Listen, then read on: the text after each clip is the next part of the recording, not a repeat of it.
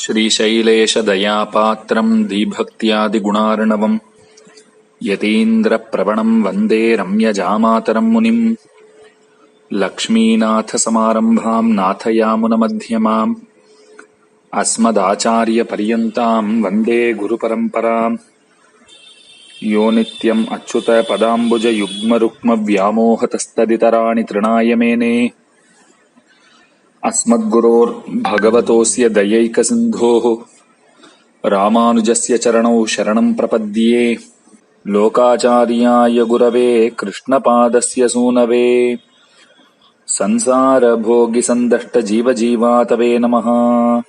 श्रीशैलेशदयापात्रम् धीभक्त्यादिगुणार्णवम् यतीन्द्रप्रवणम् वन्दे रम्यजामातरम् मुनिम् लक्ष्मीनाथसमारम्भाम् नाथयामुनमध्यमाम् अस्मदाचार्यपर्यन्ताम् वन्दे गुरुपरम्पराम् यो नित्यमच्युतपदाम्बुजयुग्मरुक्मव्यामोहतस्तदितराणि तृणाय मेने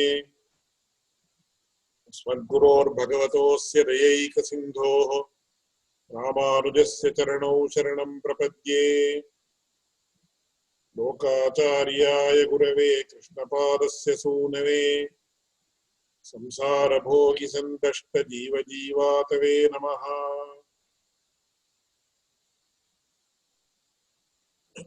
So last week we had a brief introduction to the three rahasyas, namely the Ashtakshara Mahamantra, that is known as the Tirumantra or the Mantra Raja, and the second mantra, that is Dvaya Mantra, which is also known as the Mantra Ratna, and the third one, which is known as the Charama Shloka. As far as the Charama Shloka is concerned, it is in the form of a Sanskrit verse or a poem, and basically the main Charama Shloka is the Shri Krishna Charama Shloka, which was chanted by Lord Krishna, which was given in the form of an instruction by Lord Krishna to Arjuna at the fag end of the Bhagavad Gita. But as far as the Charama Shlokas are concerned, there are three Charama Shlokas. The principal Charama Shloka that is explained in this work is the Sri Krishna Charama Shloka, which is part of the Bhagavad Gita. It is Sarvadharman Parityajya Mamekam Sharanam Vraja Aham Tva Sarva Papebhyaha Mokshayishyami Mahashtata. But as far as the Shri Vaishnava Sampradaya is concerned, there are two more Charama Shlokas which are in many ways similar, but in many ways dissimilar also. In other words, there are several similarities as well as dissimilarities between these three Charama Shlokas. So the second Charama Shloka is the Rama Charama Shloka. That is, if we go in the ascending order. Because of the three Charama Shlokas, the last one, the latest one is the Charama Shloka authored by or given by Lord Krishna in the Bhagavad Gita. Whereas the one given by Lord Rama is part of the Ramayana, as we all know. And we all also know that the Ramayana precedes the Mahabharata. So the Rama Charama Shloka is as follows, which was explained by me in detail in the previous session. Sakradeva prapannaya tavasmiti chayachate abhayam sarva bhutebhyo dadamye tatvratam mama. And this was mentioned by Rama to his followers who were assembled on the banks of the ocean, even as he was about to cross it to proceed to Lanka before he killed Ravana. So this is in the context of Vibhishana Sharanagati, or Vibhishana taking refuge in the feet of Lord Rama. This I have explained in the previous session in detail.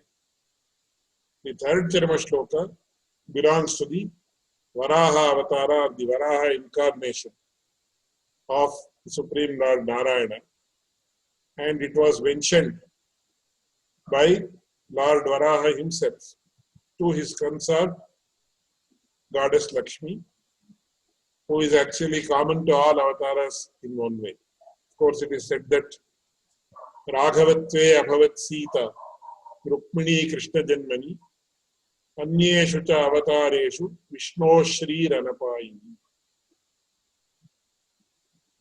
Of course, we do not have any specific reference to Goddess Mahalakshmi, how she was when the Lord incarnated as a fish and also as a tortoise. Whereas on the other hand, we have specific references to Goddess Mahalakshmi accompanying the Lord in all the other avatars almost. So, for example, in the Varaha Avatara, she sat on the lap on his left lap. In Narasimha Avatara also, after the Lord Narasimha killed Hiranyakashipu, she sat on his left lap. Of course, in Parashurama Avatara and Vamana Avatara, we don't have specific references, but it is said that even as the Lord incarnated as Vamana, everybody could see the goddess Mahalakshmi situated in the chest region of the Lord. So, Vamana purposefully covered it with the Krishnadana, or the deer skin, which brahmacharis are supposed to sport. And once again, in Parashurama Avatara, we don't have any specific references. Of course, in Balarama Avatara also. But in Krishna Avatara, we have Rukmini, Raghavatve Abhavat Sita, Rukmini Krishna Janmani. In Rama Avatara, we have specific references of Sita, that is incarnating, Goddess Mahalakshmi incarnating as Sita, and also Goddess Mahalakshmi incarnating as Rukmini. But it is said that Anyeshu cha avatareshu Vishnoho Shrihi Anapayini. So they can never be separated. Whether she is there in a form that is manifest or not, she can never be separated from the Lord. That is why God is Sita tells Hanuman, or tells Ravana also in the Ramayana, where she says, Ananya Raghavenaham Bhaskarena Prabhayata Yatha. Just as the orb of the sun cannot be separated from the sun, similarly, I can never be separated from Rama. Which essentially means Goddess Lakshmi can never be separated from Lord Vishnu. In some incarnations, she comes as a separate woman, in the form of a separate woman. Or in some other incarnations, she remains unmanifest only, as in the Matsya Avatara, Kurma Avatara, or the fish incarnation, the tortoise incarnation, etc. So in the present context, in the Varaha Purana, there is a specific mention of this beautiful Varaha Charama Shloka. Some people say it is available in the Varaha Purana, some people say it's not available. Anyway, it is universally accepted that it was mentioned by, or it was given as an instruction by Lord Varaha, Lord Vishnu in his Varaha incarnation to his consort goddess Mahalakshmi. What is it? In fact, it is in the form of 2 stanzas and extremely important to all of us Jivatmas. So what does it say? It says so. Sthite manasi susvasthe sharire satiyo naraha Dhatu samye sthite smarta Vishwarupam cha mamajam Tatastam riyamanantu Kashtapashana sannibham Aham smarami vadbhaktam Nayami paramam gatim. Very beautiful two shlokas which are most ever relevant to all of us. So I would like to explain the background of this Svaracharama shloka very briefly. In the Bhagavad Gita, there is a specific statement which says, Yam yam vapi smaran bhavam tyajatyante kadevaram tam tamevaiti kaunteya sada tadbhava bhavitaha. So Lord Krishna says, what is the next birth of a person? How is it determined? How is the next birth of a person determined? This question is answered by Krishna in the following manner. He says, Yam yam vapi smaran bhavam tyajati ante kanevaram. So, when the individual soul or the Jivatma exits that particular body, at that moment, whatever he is thinking about, that will actually be his next birth. And in the Srimad Bhagavatam, we have a very beautiful story and instance of this, where in the Jadabharata Upakhyana, we see the story of Jadabharata, who was actually a realized soul. He had already had the divine vision of the Supreme Lord. But even then, still there was some small iota of sin or iota of some karma that he had to undergo, due to which he becomes enamored about a small deer or a fawn. He becomes so much attached to it that when he is about to leave his body, he is always thinking about that fawn only or the young deer only. And he leaves his body thinking about the deer only. And he is born as a deer. Then he realizes that his mistake. And as soon as he gives up the body of the deer, he becomes born as a great Bhagavata. And the story that goes, all of you, I am sure, will be familiar with that story. Therefore, it is mentioned that the moment when the individual soul leaves the body is very vital as far as the further happenings of the Jivatma are concerned.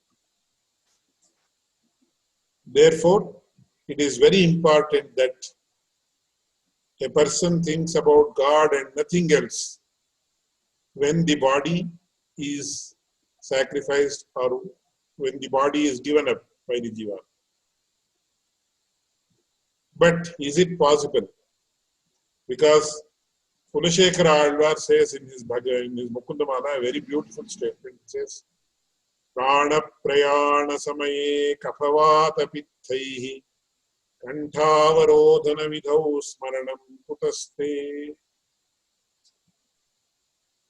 Is it possible for a person to think about the God, about the Lord Narayana, when the person is about to leave the body? He says generally it is not possible. Because it is a very, very, very difficult defining moment. Because as per the Dharma Shastras and also as per the other Smriti works, this Jivatma is so much enamored about this body as far as ordinary human beings are concerned. So, for example, if we live, suppose we stay in a hotel room for 2 or 3 days. When we have to vacate that and check out, we feel a little bit sad. For 3 days we have been living in this room and we feel little bit uncomfortable checking out. Similarly, if a person has lived in a house for about 4 to 5 years or 20 years, 30 years, the more he lives, the more he is enamored about the house. He doesn't want to give it up. If he enjoys a lot of properties in terms of lands, estates, etc., he is even more attached to it. So he finds it very difficult to give it up. When it is so, this individual soul which has lived in this body for so many years, 30 years, 40 years, 50 years, 60, 70, 80, as the case may be, it finds it most difficult to leave it. Because it is enamored about its house which has provided it succor for so many years. This is one aspect. Second aspect is, in Sanskrit there is a word called prana sankara. We use it in other contexts also, when we want to denote something which is very much difficult for a person to experience. So there is a huge conflict between the Jivatma and the Supreme Lord. So when the time comes, when the call comes from beyond, from the divine, for the Jivatma to leave the body, the Jivatma isn't prepared to do so. So it tries to cling on to the body, and the whatever divine force is there, it tries to take it away as early as possible, or when it has to do so. This is one aspect. Secondly, so many medical issues are there. So Kulashekara Alwar says, Prana Prayana Samaye Kaphavata Pittaihi Kantavarodhanamita. So according to Ayurveda, these are the three humors, Vata, Pitta and Kapha. They become totally vitiated and facilitate the Jivatma to actually move out of the body. But at that time, the Jivatma experiences the greatest of all pains, which can never be explained in words. So that is why there is a saying in Sanskrit which says, Anayasena maranam vina dainyena jiva. A person has to ask only for two things in this life. All other things are preordained. So it is said, a person should ask for a death which is devoid of pain, or ayasa as it is known. So anayasena maranam and vina dainyena jiva. When we are alive, we should live without being subservient to anything. Of course, we are subservient to the Supreme Lord, that is good. We should not be totally subservient to some other jiva, which makes life a hell. So, and the main aspect is anayasena manana. So Kulashekara Alwar says, can the Jivatma or individual soul even imagine thinking about God when he undergoes so much of pain? So there are several stories. Suppose I want to concentrate on something. Suppose there is a nagging pain in my hand or head or someplace. Will I be able to concentrate? So when even concentrating on an ordinary object is not possible if I am having some pain, would it be possible for a Jivatma to concentrate on the Supreme Lord when he is experiencing excruciating pain, even as he is about to leave the body, both from the point of view of the medical science, the traditional Indian medical science, as well as from the point of view of his being enamored about his own house, in which, that is this body in which he has lived for so long. This is where the Varacharma Shloka provides a beautiful, beautiful solution. So Lord Varaha or Lord Vishnu, who is in the form of Varaha, says, Sthite manasi susvasthe sharire satiyo naraha dhatu samye sthite smarta. Yes, I understand that a person, when he is about to leave his body, becomes very weak. He undergoes excruciating pain. He undergoes all sorts of difficulties. And he says, Tatastam riyamanantu kashtapashana sannidham. So once the body is given up by the Jivatma, this body becomes like stone. It is lifeless like a stone or like a log of wood. Kashtha and Pashan. So I agree that Lord Varaha says, yes, it is true that when the Jivatma is supposed to exit his body, he experiences immense pain and he experiences all sorts of difficulties. But he says he provides the best solution available. He says, Sthite manasi susvasthe. When the Jivatma is leading a good life, when his mind is clear, when he is happy, sharire susvasthe, when his body is also in equilibrium, when it is in good shape, dhatu samye. So dhatus are the tissues that actually make up this body. Now, according to Ayurveda, there are several dhatus or tissues that make up this body. And when those tissues are all well, then what he has to do, what this Jivatma individual soul has to do. Smarta Vishwarupam Chamamajam. When he is well, when he is happy. Generally, we do not think about God when we are happy. Only when we experience some sort of misery, we think about God. That is why in Kannada there is a saying, Sankata Bandare Venkataramana. A person will say, Oh Venkataramana, oh Lord Venkateshwara. Only when he has some misery. Only when he is sad. It should not be the case. So Lord Varaha says, a person, when his body is good, fine, his mind is fine, clear, and all his tissues are still working in a nice manner.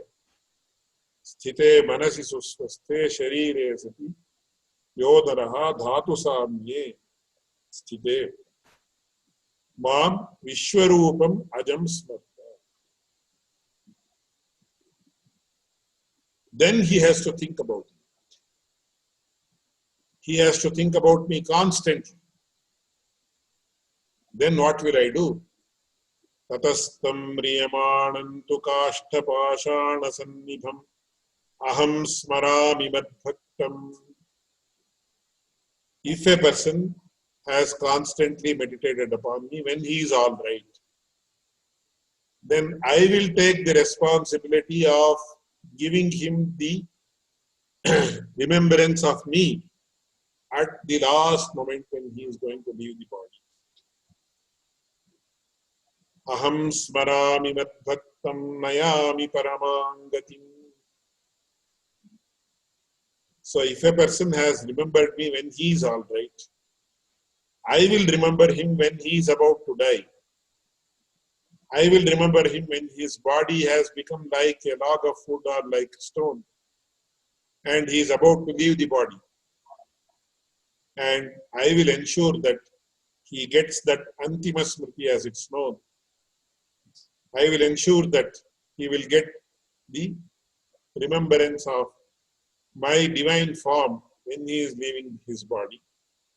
And also I will ensure that he attains Paramapada or Moksha. So two very beautiful shlokas. Sthite manasi susvasthe sharire satiyo naraha dhatu samye sthite smarta vishwarupam cha mamajam tatastam riyamanantu kashtapashana sannibham aham smarami matbhaktam dayami paramam gatim. So, as Sri Vaishnavas, and since we are learning this work as Sri Vaishnavas, I would like to mention incidentally that we are all taught in our tradition all the three Charama shlokas. And these, so when a person is wearing his Urdhva Pundram or Thiruman as it is known, according to the Sri Vaishnava Achara Krama or the routine that a Sri Vaishnava has to undertake,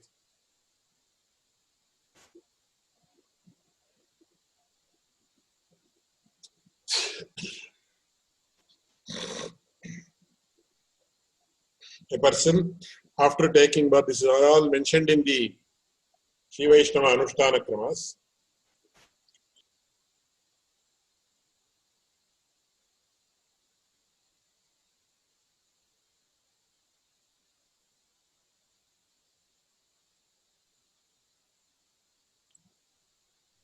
After a person takes bath, he has to first sing. I'm sure you might be familiar, but if you are not familiar with this, I would like to mention this.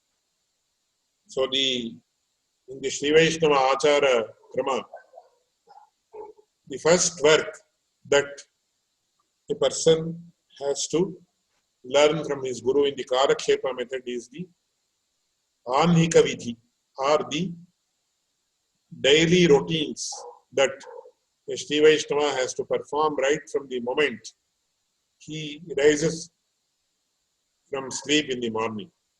So how he has to, when he is lying down, as soon as he is awake and he is ready to get up, how to get up, then to which side he has to, of course, one has to, while sleeping, one has to sleep towards the left. So it is also very important from the point of view of Ayurveda, because in the night when one sleeps, when one goes to sleep, goes to bed, he has to sleep to his left. And when he is about to rise, he has to turn to his right and then rise. So how he has to rise?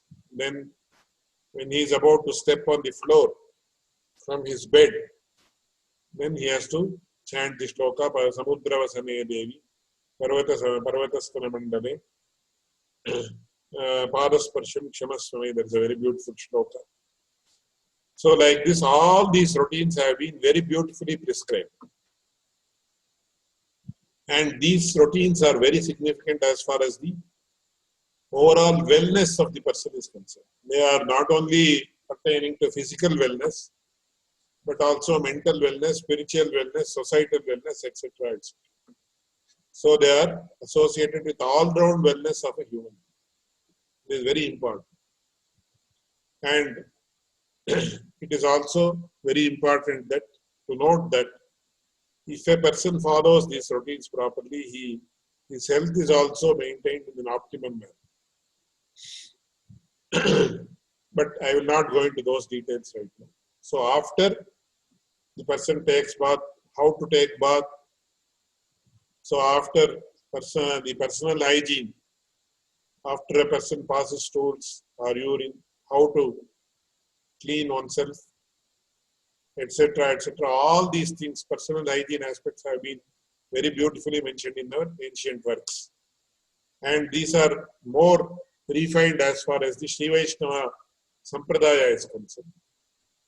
So even how one has to take bath, what are the shlokas or verses that are to be chanted before that, then after that, then which are the tarpanas a person has to perform. So it is mentioned as Mananga Devar Shipitri Tarpana. So all these things are very beautifully mentioned, and of course today we may not be able to follow much of it, but several things can certainly be followed wherever we are, because they are not too complicated. So in this, why I mentioned this is that when a person after taking bath and when he is adorning himself with the Urdhva Pundra, as we call it, has to chant the Guru Parampara from Sri Shailesh Dayapatu. And also he has to chant the Ashtakshara Mahamantra, Dvaya Mantra and the Charma Shloka, the three Rahasyas, which we are supposed to study in this class. And while chanting, we were all taught to chant all the three Charma Shlokas, the Krishna Charma Shloka, the Rama Charma Shloka and the Varaha Charma Shloka, which was just explained by me right. And I have seen my father chanting it even now. And I have seen my grandfather and several others who chant it even today, because it is most meaningful. And ultimately, that is what is going to protect us when all of us have to leave this body one day. So these are the three Rahasyas. And in the Charma Shloka, once again, there are three. That is the Rama Charma Shloka, that is Krishna Charma Shloka, Rama Charma Shloka, and Varaha Charma Shloka. All three are extremely relevant to all the Jivatmas, not only Sri Vaishnavas, but all Jivatmas. Because, as I mentioned, Lord Krishna did not address this to Arjuna only. He said, whoever it is. This is very well explicitly mentioned by Rama. He says, Abhayam sarva bhutebhyo dadami. It need not be a human being also, it can be even an animal. It can be even a tree for that matter. So that is why it is said, Sthavaranyati muchyante. And there is a very beautiful story in our Sampradaya, where it is mentioned that Swami Nambillai, one of the premier most acharyas, gave salvation to a tree, which I am not going to, because it's a very nice story, but I am not going to that. In fact, if you are interested, I will mention it in some other context. Thus, this is all the three are extremely important. So with these words, I proceed to the introduction of the Mumuksupadi given by Swami Manavada Mami. So even before that, there are a few more issues that need to be delineated, which I will do right now.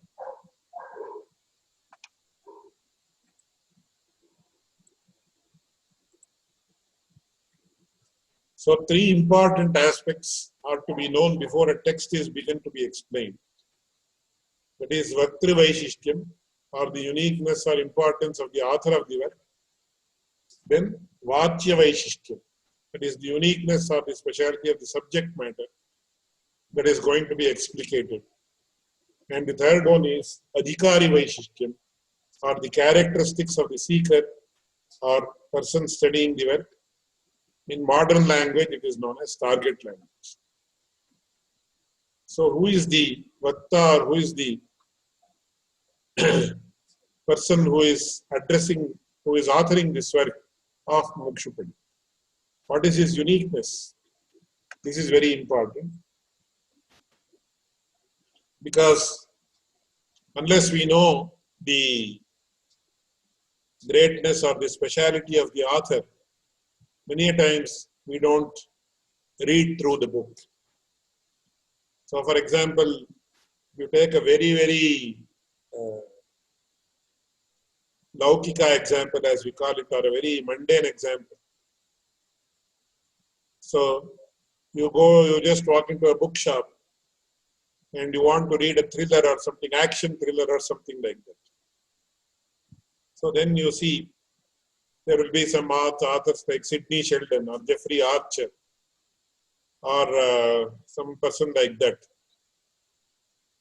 So many times what happens in books like these, the name of the author will be mentioned in 50-point size or 60-point size, and the name of the book will be mentioned in 5 points or 10 points. So once I asked a very elderly person, why is it that the name of the author is mentioned in such a big size on the book, whereas the name of the book is even in such a small size. Then that person who knew this aspect very well, he said, no, people see the name of the author and then pick up the title of the author is very important, whereas the title of the book is not at all important. But in this case, it is not. It is very much true, but not in the sense in which the action thrillers are important. Here, it is very important to know the author of the work, know something about the author of the work, because the author of the work is one of the greatest Sri Vaishnava Acharyas who adorn the lineage of Sri Vaishnavas. And that is none other than Swami Pillai Lokacharya and also the commentator Swami Manavadamam. So Swami Pillai Lokacharya was the epitome of Jnana, Bhakti and Vairagya. He was steeped in knowledge of the divine, and as a result, he had the greatest amount of devotion unto the Supreme Lord. And as a result, once again, he had totally renounced everything other than the Lord. Though he was the epitome of Vairagya also, that is renunciation, or total absence of attachment towards anything worldly in this world. And not only was he that, he was also a great scholar. He was one of the best scholars in the Sri Vaishnava Acharya lineage. And his life history can be explained in great detail, but I will not go into that. You can get authentic life history of Swami Pillai Lokacharya online, so you may read it. But his uniqueness has been explained in this shloka, which is his Jnana shloka, which I will explain very briefly. It says, Lokacharyaya Gurave Krishna Padasya Sunave Samsara Bhogi Sandashta Jiva Jivatave Namaha. So he was the son of Krishna Mishra, or Padakkathiruvidi Pillai, as he is known in Tamil language. And he has been explained, his uniqueness has been explained in one simple aspect. It very beautifully says, Samsara Bhogi Sandashta Jiva Jivatave Namaha. He is the life giver to the individual soul who has been bitten by a very poisonous snake called samsara, or this material world. See how beautifully they have explained what is his greatness. This material world is like a poisonous snake. And what does a poisonous snake generally do? If it comes into contact with a human being, of course, it is mentioned that the poisonous snake, like a cobra, will bite only when it is destined to do so. But we are all bitten by the cobra, which is a poisonous snake called the material world, because we are all associated with our karmas. We are born here in this world as a result of our karmas, because we don't have any control over most of the aspects of our life. I mentioned this many times, because we have to realize how incapable we are with regard to all aspects of life. We cannot control when we are born. We cannot control when we are going to die. It is not in our hands. We do not have any control over as to whose parents, whose children or whose child we are to be born. In the sense, in other words, nobody can choose his father and mother. So he is brought into this world by his parents, who are only nimitta matras. It is God who brings us to this world through the parents. But the person who is born in this world can never choose his parents. He can never say, I should be born as the son or daughter of this person, such and such a father and mother. Similarly, nobody can determine when a person is to be born. Nobody can determine when a person is going to die. And even none of the functioning of the body, etc., is under our control. We cannot control our heartbeat. We cannot control our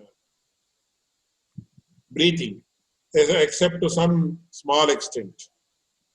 I can hold my breath for 10 seconds or 15 seconds. Or if a person is expert in pranayama, he can do it for 90 seconds or even 120 seconds.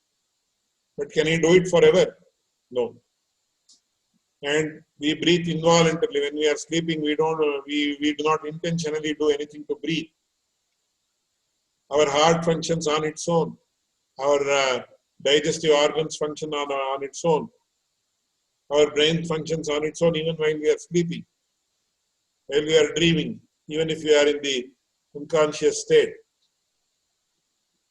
So, a jivatma or an individual soul has no control, almost no control whatsoever on any of the happenings of this world. Can we control any other person? When we cannot control our own selves, how can we control some other person? Can we control? Many a times I think why morning has to come so fast, but it comes with alarming regularity. Morning and evenings happen. And by the time, I think already 3 weeks have gone in this, after we started the Mumuksupadi class. Today already it is the 21st day. 3 weeks have elapsed. So it is said, samsara bhogi sandashta jiva jiva. So the individual soul is bitten by this snake, poisonous snake called samsara, where nothing is under his control. And ultimately, what has to happen to us? Ultimately, we have to get rid of this samsara, because one day everybody has to leave this. But Swami Pidlalokacharya is a person who actually gives life to this person who is almost dead and takes him to the highest possible plane of life, that is moksha. So that is how Pidlalokacharya has been very beautifully described. And as I mentioned, he is also believed to be the avatar of Lord Varadaraja himself.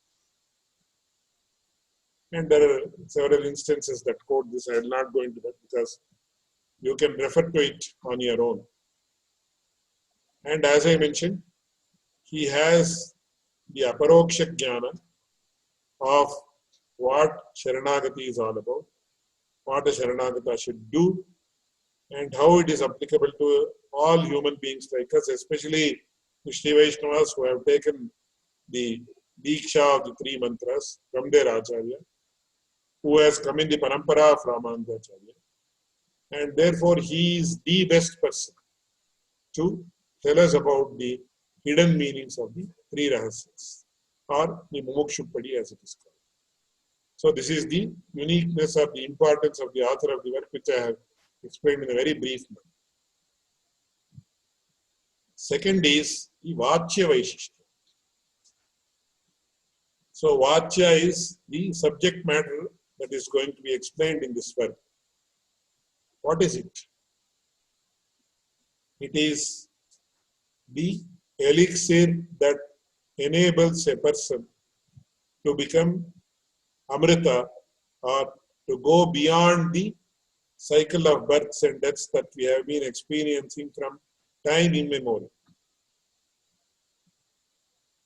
Therefore, it is most useful to all the jivatmas.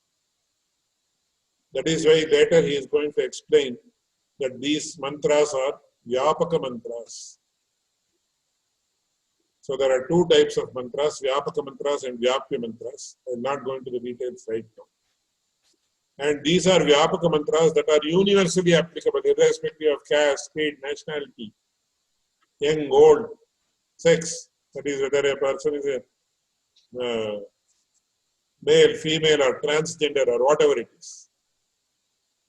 So it's applicable to each and every human being in this universe. Therefore, it is most important for us to know what it is all about. And that is the speciality of this subject matter. Once again, we will see what is going to be told in the introduction of Manavanam. And third one is Adhikari Vaishishta, is the characteristics of the seeker, or the person studying the work, or the target audience. Once again, as I mentioned just now, every person in this universe is the target audience. Whether he realizes it or not, it is addressed to him also. So that is why in the Varahatarama Shloka, as I mentioned, and in the Ramatarama Shloka, it is mentioned, Abhayam Sarva Bhutebhya. Not only human beings, all other beings, all other living beings, whether they are human beings or animals or even trees. That is why it is said, Sthavarannyapi Muchyam. Sthavara means immovable entities that have life. It is a proven fact that trees have lives. Therefore, if they have life, they are also bound to undergo bondage or samsara. And if they are undergoing bondage, they are bound to have mukti or moksha at some time or the other. Therefore, all beings in this world are the target audience. So trees might understand it or not, animals might know or not, but human beings definitely have to know what it is all about. So that is the adhikari, or the person who is the seeker. So he should actually be, who is he, how he should be, etc. is explained in the Mumuksupadi itself.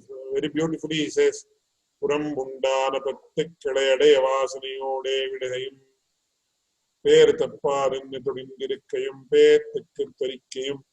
So like this, Puladokacharya gives 12 or about around 15 different characteristics in a very beautiful manner. He lists them out.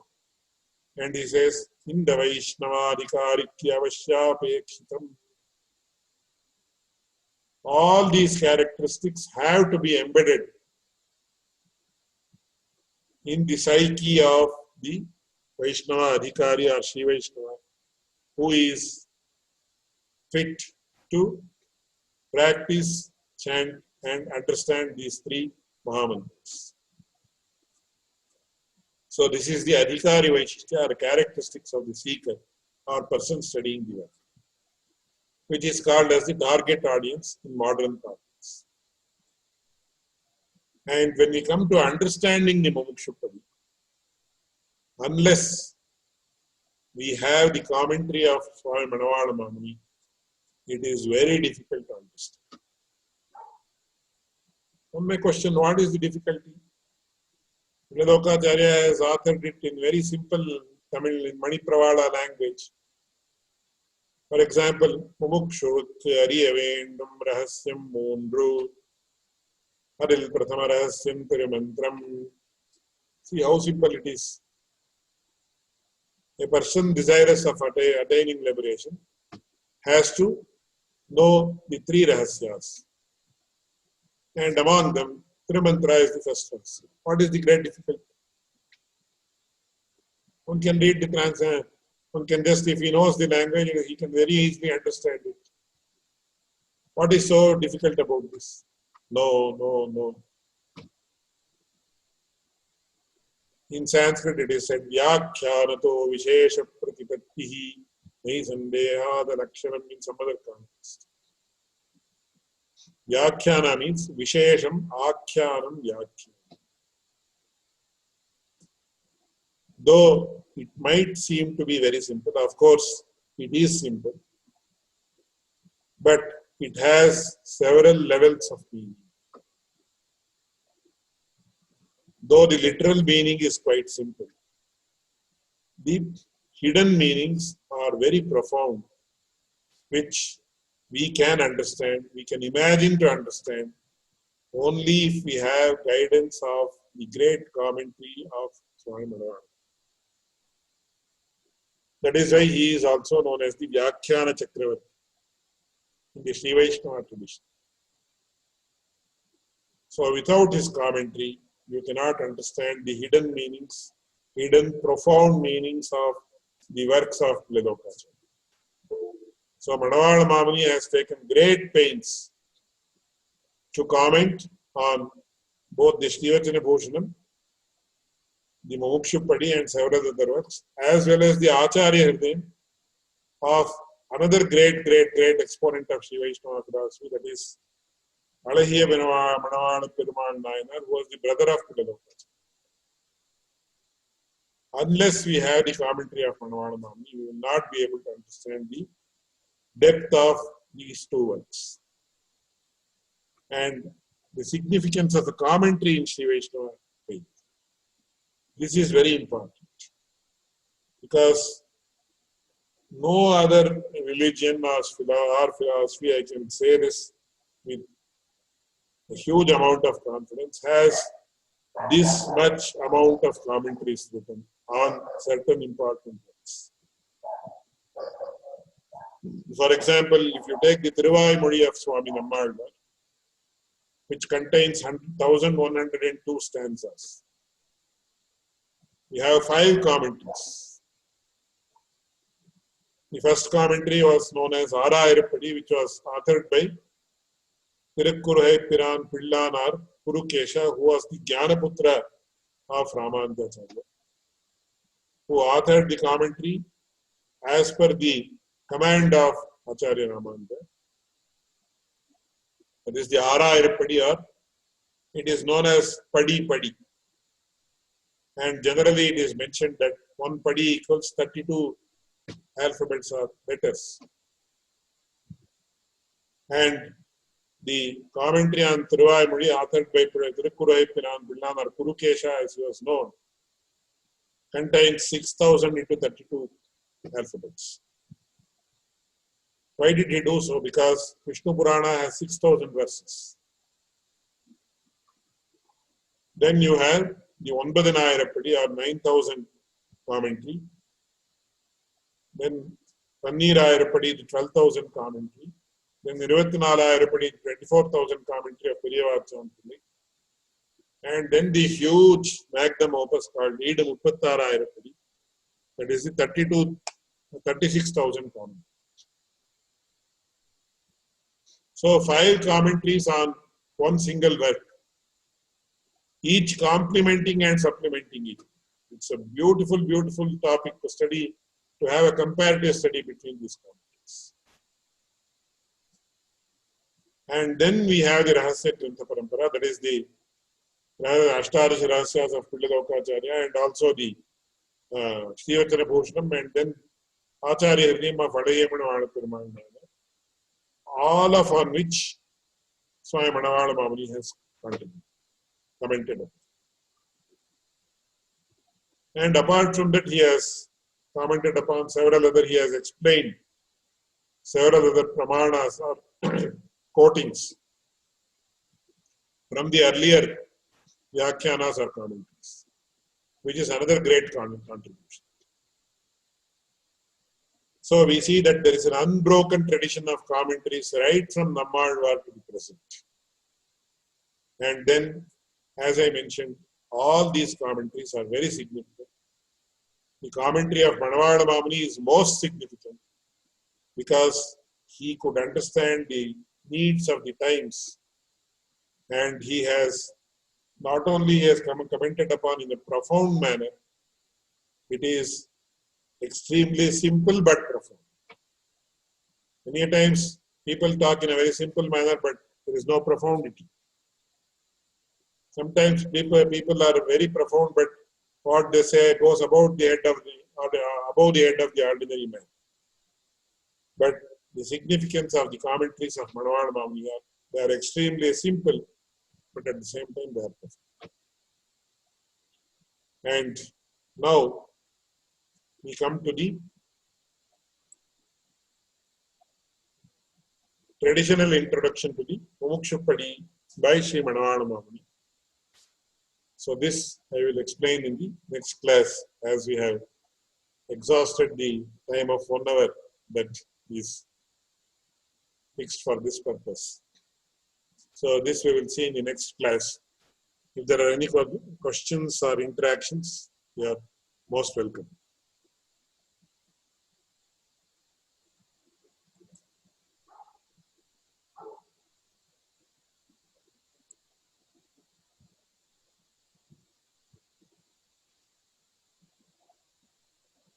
Hello.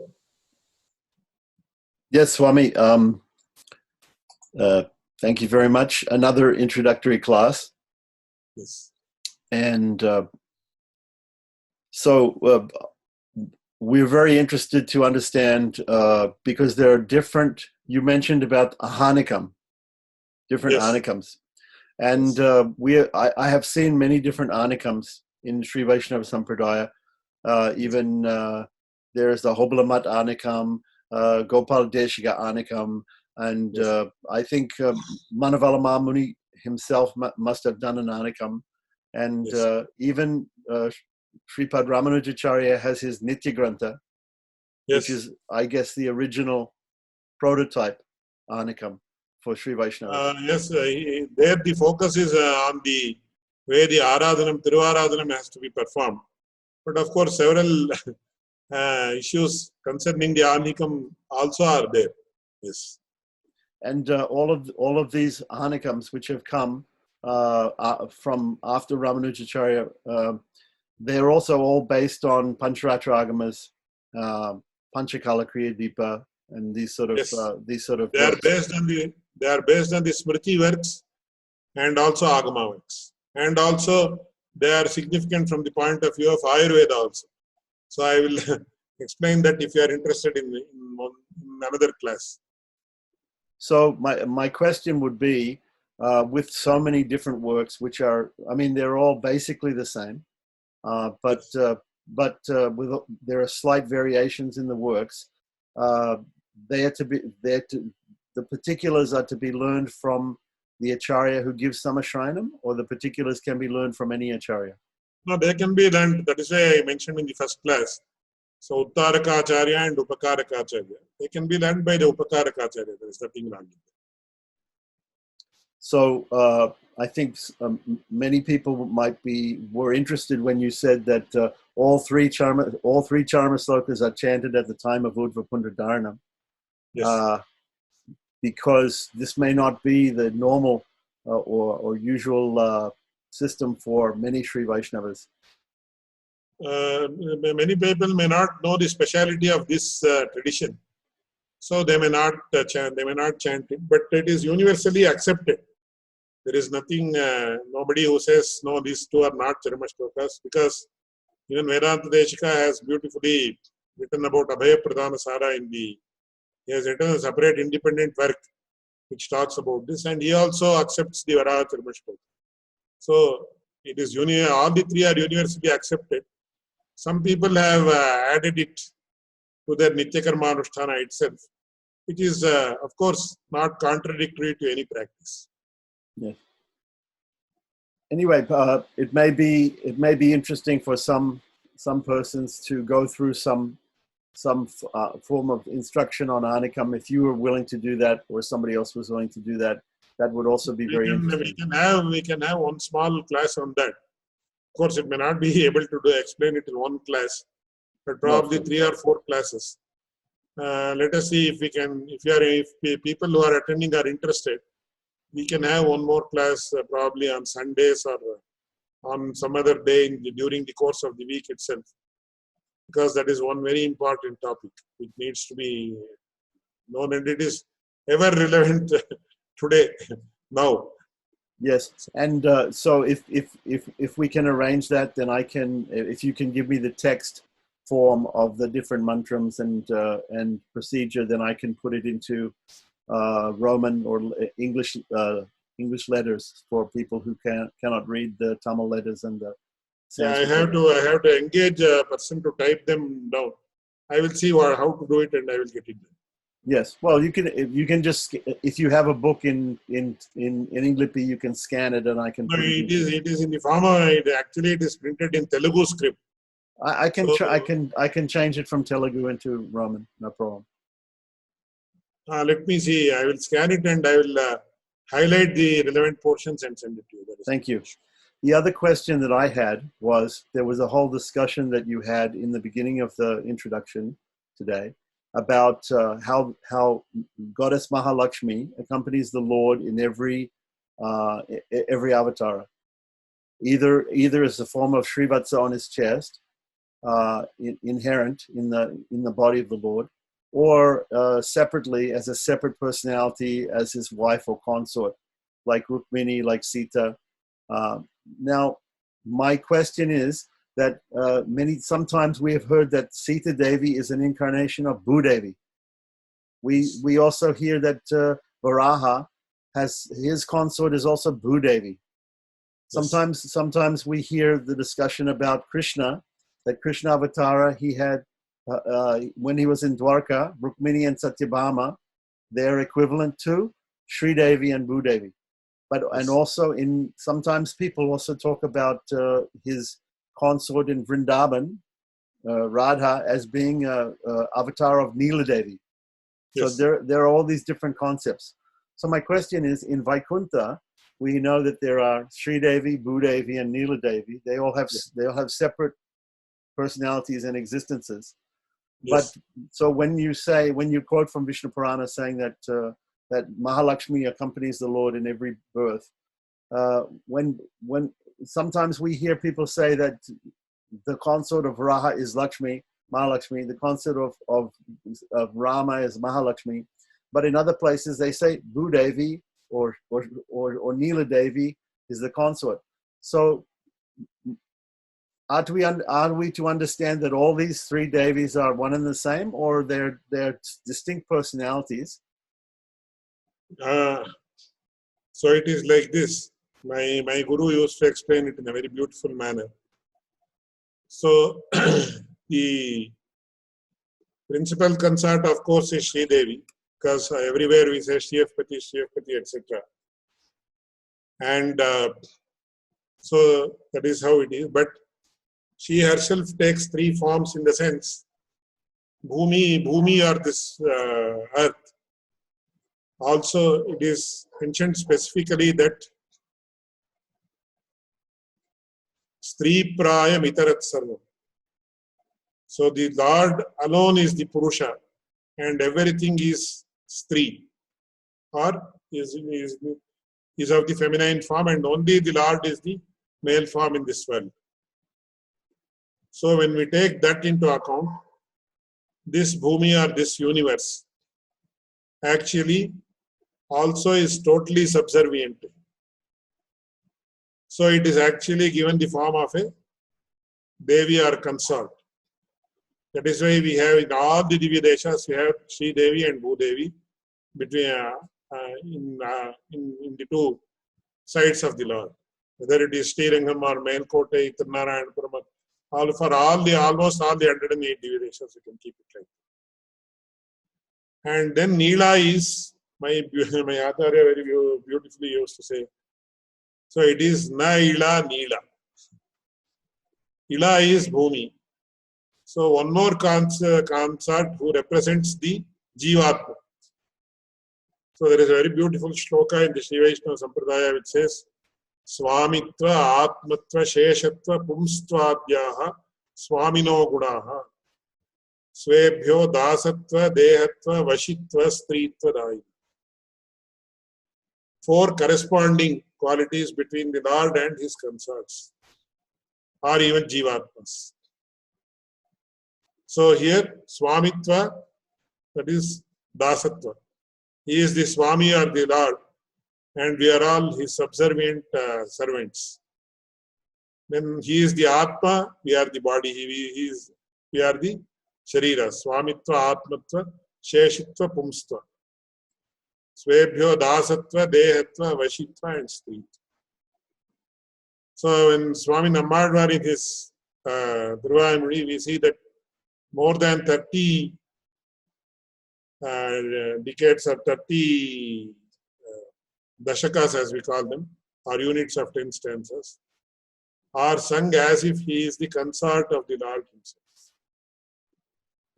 So that means we call it as Naika Bhava in Sanskrit. So this Jivatma also, this Neela Devi is the representation of all the Jivatmas. Why she is called as Neela? Naila Neela. So my Guru used to say, my Acharya used to say, though the Sandhi rule between Neela, it does not look so nice and it is difficult to pronounce. So it is Neela.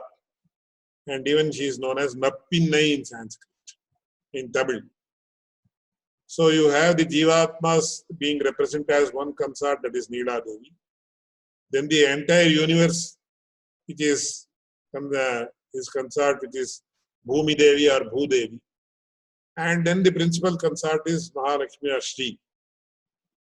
So you can say Shri herself takes this form of Bhumi and also the Jivatmas in a way. So there are three aspects. Or you can consider these three as independently associated with the Supreme Lord. So there is no occasion to actually contradict these three. In fact, they are actually supplementary to each other. Is it clear?